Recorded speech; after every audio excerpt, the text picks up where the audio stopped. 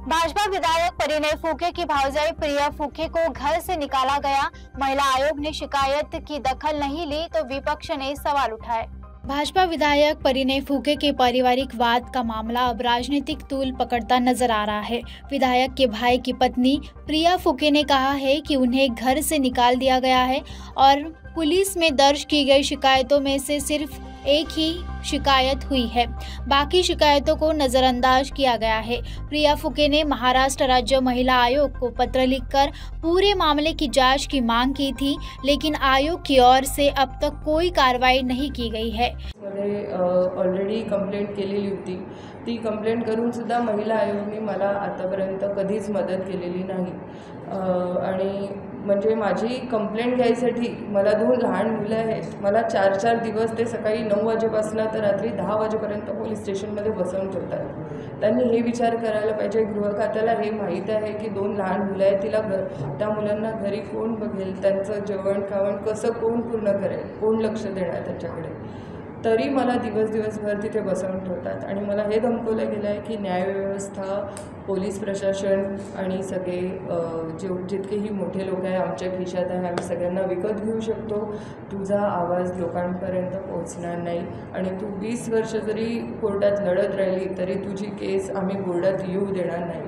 म्हणजे अक्षरशः या लेवलपर्यंत मला बोललेले आहेत आणि आता फक्त एकच आशा आहे की आम्हाला आमचा हक्क मिळवून द्यावं आणि त्याच्यासाठीच आम्ही आज इथे बसलेलो आहे। उन्होंने कहा कि 12 मई को प्रिया फूके ने छेड़छाड़ की शिकायत दर्ज कराई थी, लेकिन इसके बाद उल्टा प्रिया पर ही एट्रोसिटी का केस दर्ज किया गया।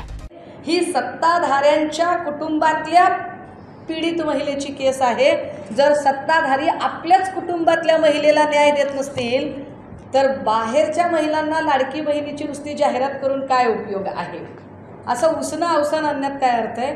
आणि एवढं सगळं चालू असतानाच आत्ता एक तक्रार पुन्हा एकदा 6 एप्रिल 2025ला एक विनयभंगाची तक्रार दाखल करून घेण्याच्या संदर्भात पुन्हा त्यांनी अर्ज केला।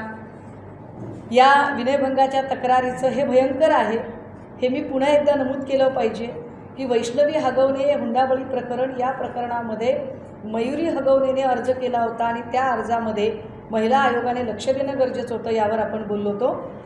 त्याही प्रकरणामध्ये मयुरी हगवणेच्या वर वाईट नजर टाकणारे कुटुंबातले लोक होते आणि त्याचं सेटलमेंट होऊच शकत नाही। भांडण असेल नवरा बायकोचं कुटुंबातलं तर ते काउन्सिलिंगने मिटू शकतं, परंतु जर कुटुंबात वाईट नजर टाकली जाते त्याची सेटलमेंट कशी होणार आहे? हे हगवणे प्रकरणातही झालं होतं। आत्ता या प्रकरणात इथेही फुके त्या संबंधाने दाद मागतायत, नो रिस्पॉन्स। विशेष प्रति पोलीस निरीक्षक, पोलीस स्टेशन अंबाझरी, नागपूर। अर्ज आहे 12 मे 2025चा। विषय: माझ्या परवानगीशिवाय माझ्या बेडरूममध्ये येऊन माझी व्हिडिओ शूटिंग करीत असल्याबद्दल व माझ्याजवळ येऊन मला चुकीचा स्पर्श केल्याबाबत। अर्जदार प्रिया संकेत फुके, गैर अर्जदार शुभम गजबिये। पण आता इथे पोलिसांनी फार छान काम केलं। जसाही शुभम गजबिये या व्यक्तीच्या विरोधात ही तक्रार अर्ज केला गेला, त्याच्या दुसऱ्या क्षणाला प्रिया फुके यांच्यावर एट्रोसिटीची कारवाई केली गेली। प्रिया फूके ने कहा कि उन्होंने विधायक परिणय फूके के खिलाफ पुलिस को पुख्ता सबूत सौंपे हैं, लेकिन सिर्फ एक ही शिकायत पर कार्रवाई हुई। इस पर सुषमा अंधारे ने भी अपनी प्रतिक्रिया व्यक्त की है।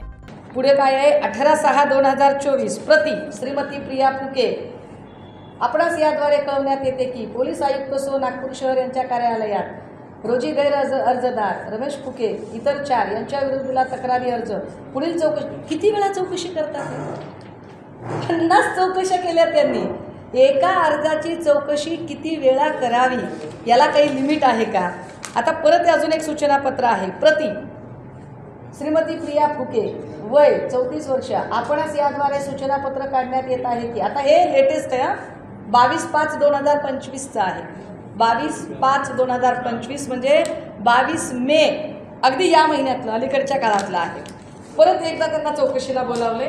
रोज चौकशीला बोलावल्यावर हजर राहायचं आपल्या पोराबाळांची कोणाची शाळा आहे, कोणाची टेस्ट आहे, कोणाचं होमवर्क आहे, कोणाचं ट्युटोरियल आहे, कोणाचा आजारपण आहे, ह्या लेकरांना तशाच अवस्थेमध्ये सोडायचं आणि पोलीस स्टेशनला पळायचं, काय एवढंच काम शिल्लक आहे?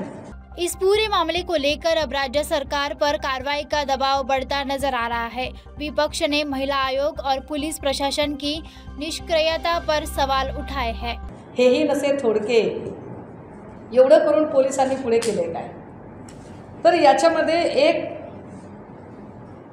हे महिला आयोगाला लिहिलेलं परत एक सातपानी पत्र, एवढ्या लांबून तुम्हाला दिसणार नाही कदाचित, मी फक्त पानांची संख्या मोजून दाखवते, म्हणजे महिला आयोगाला किती वेळा लिहिले, 1 2 3 4 5 6 7 एवढं लिहून, आणि तरीही महिला आयोगाने ह्याच्यात सगळ्या प्रकारे पोलीस कशा पद्धतीने हॅरॅश करत आहेत, व्यवस्था कसा त्रास देत आहे, या सगळ्यांचं एवढं डिटेलिंग केल्यानंतरही याच्यात महिला आयोगाने काहीही लक्ष दिलं नाही।